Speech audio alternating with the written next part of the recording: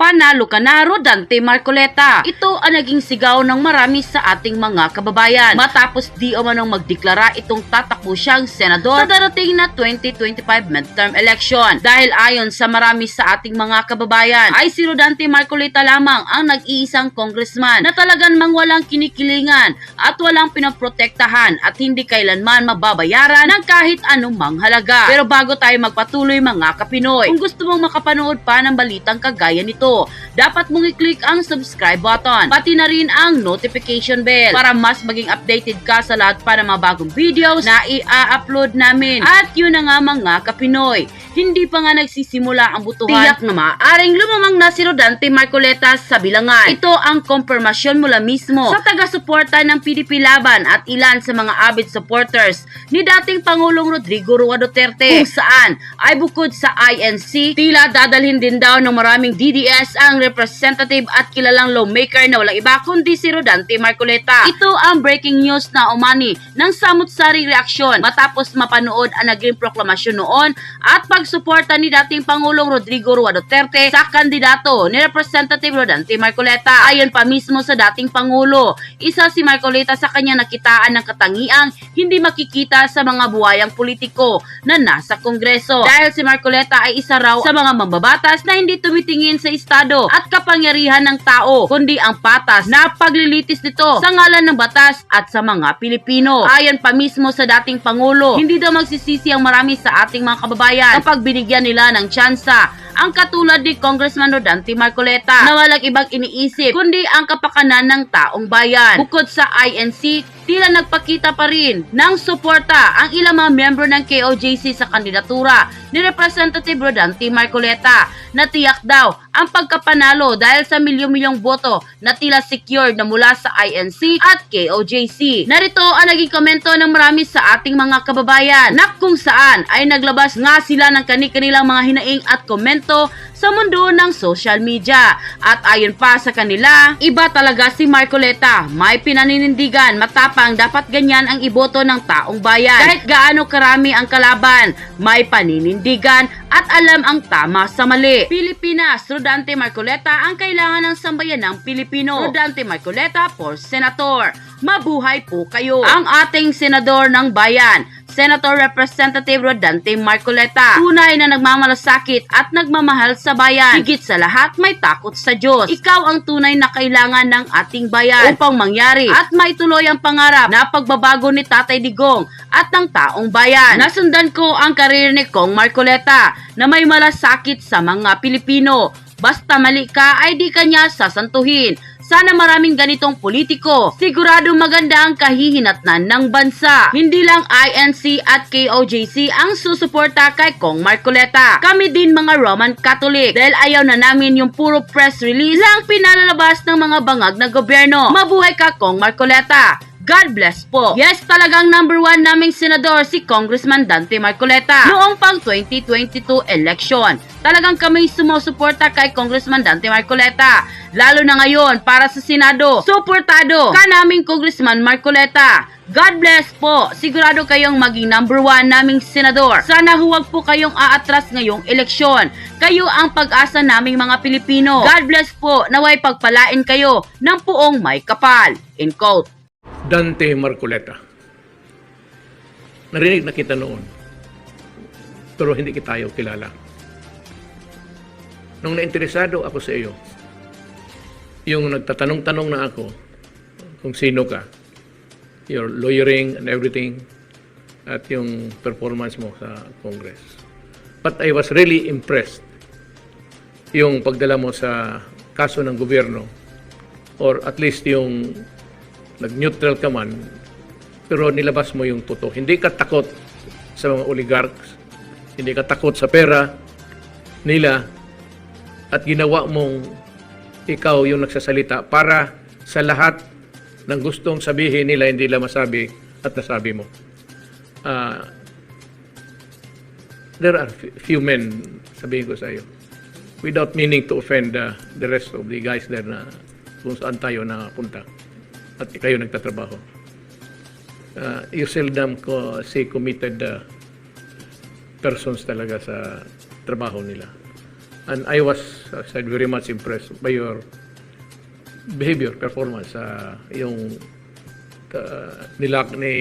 sinabi mo sa lahat. Pinalabas mo ang lahat kung ano ang mali ng gobyerno dito sa ABS-CBN na sa matagal na panahon, I said, government, and even ako, na ako, pinaputok ko lang yung mga mali nila, but nobody carried the name of the Republic of the Philippines. Parang doon sa Kongreso, ikaw yun. And I was very much impressed. So nagtatanong ako, you are a principled man, extremely honest, with integrity. At nung nalaman ko, kung makipag-away ka ng tao o isang korporasyon o ahensya, be it in government or outside, nakita ko yung passion mo to ferret out the truth. So kaya ako yung mismong personal nagsabi sa iyo kung sana maging senador ka, tumakbo ka. So yan ang gusto ko, manalo ka, use the passion that you have in your heart to work for the Filipino people, lalo na ako paalis na. At ako'y believe sa iyo, sa totoo lang, because I like honest persons, men of integrity.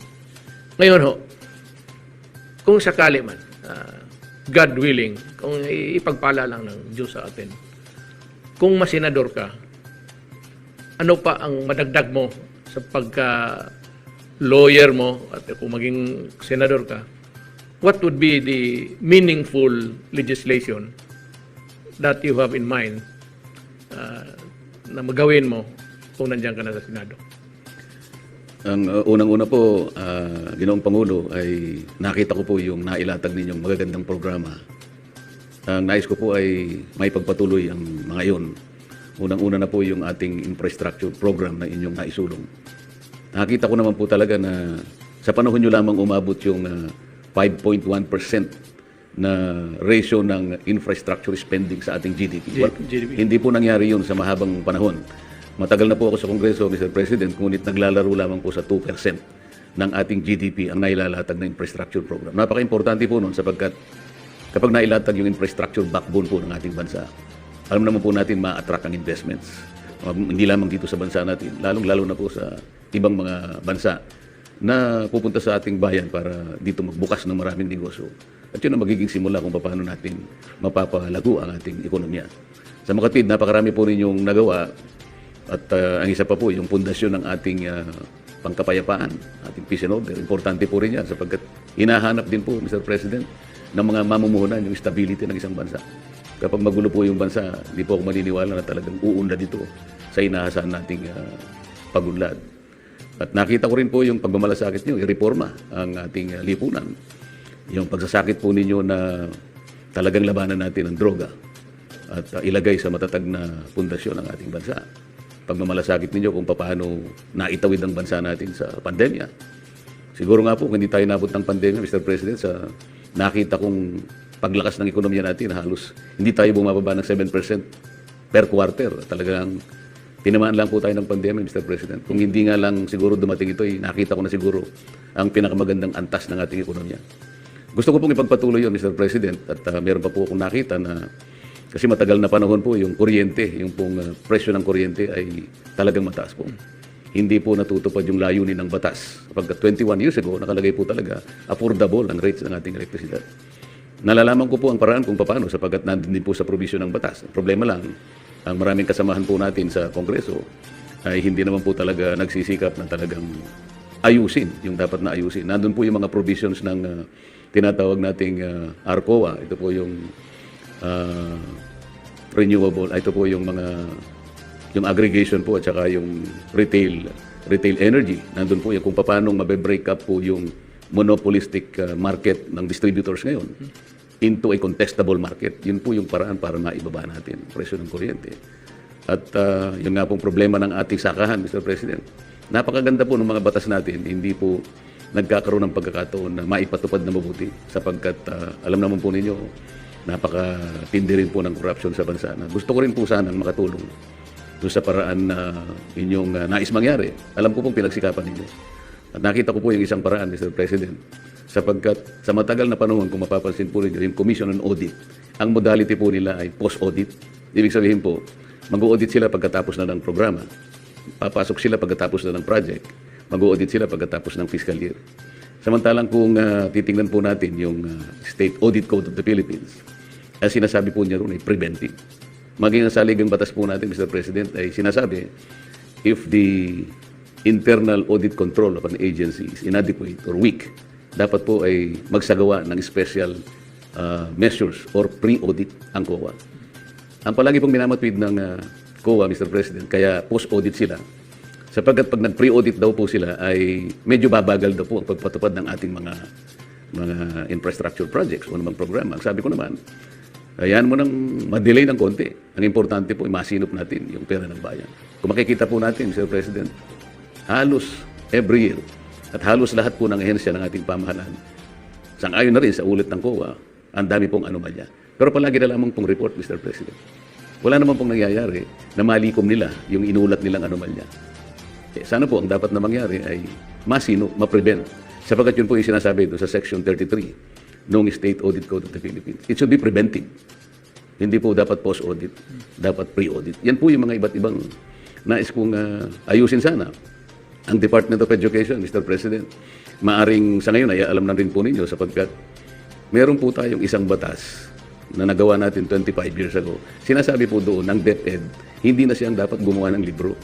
Ang dapat na gumawa ng libro, mga private sector publishers, in order for us to develop a national book development industry para makapag-export tayo. Ito po yung batas, Republic Act 8047, kung hindi po ako nagkakamali. Pero hanggang ngayon, Mr. President, 25 years na po ang batas na yan. Pero hanggang ngayon, ayaw pa rin iwanan ng DepEd yung paggawa ng libro. Sa makatwid, sila po is in continuing contravention of the law itself. Kaya po, hindi maayos-ayos sapagkat sila mismo nilalabag nila yung batas. Siguro po kung ako ang magkapalad po ako, ang palalakasin natin yung oversight function po talaga, yung totohanan at seryosong pagtingin at pag-aayos kung paano na-implement. Marami po tayong magandang batas, Mr. President, hindi lamang po talaga na ipatutupad ng maayos sapagkat kulang po tayo doon sa mga taong dedicated enough to look into these areas, Mr. President.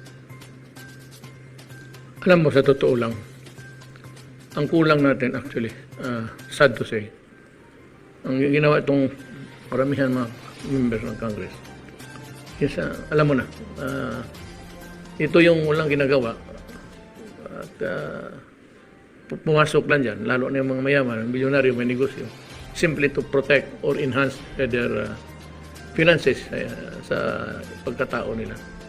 But wala tayong mga crusaders kagaya ninyo na pag naumpisahan yung pag-usapan yung mali, that na follow up ninyo hanggang huli. Kagaya ng ginawa mo sa ABS-CBN. Pinarabas mo talaga lahat ang kalukuhan nila. So, doon ako nanonood, started to, and I said, I have found one of the men whose honesty I cannot question. Kaya ho pinapatakbo kita at tinanong ko kung anong magawa mo. In addition to what you have said, I said, maasahan ka ng ordinaryo na akong Pilipino by that time. That mayroon kang may tao dyan na ang pangalan si Rodante to help us in our campaign against corruption. Marami yung ano dyan na hindi, yung umpisahan lang tapos nawala na pagkatapos. They do not even bother to ask yung ahensya na napuntahan. O ito si whatever, kung maawa nyo, Senador Marcoleta, saan, anong nangyari yung resolution namin na pinasa sa iyo. Nawawalan in the maze of, sa karaming trabaho. Madali mawala yan. So, yung seal mo ng ni Rodante Marcoleta, doon ko nakita, na talagang pinuporsigir mo hanggang to the end. And that is why, ang CBN, na-discover natin maraming mali at pwede talagang mahabol sila, and even sa back taxes and the falsification noon sa sinabi mo yung lupa na 4 hectares lang ba yun? It was made to appear with all in all it was 400 square meters or something. Yun. Doon dapat magpasalamat ng Pilipino na inilabas mo yun at magbayad sila ng wastong buwis. So, para sa akin, kailangan natin kung marami kayong ganun ang asal sa buhay, Maraming Rolante, Marcoleta ang nasa dapat na sa Senado. Pero kung may isa lang at mailagay ka doon, malaking bagay na yan at marami ka nang magawa.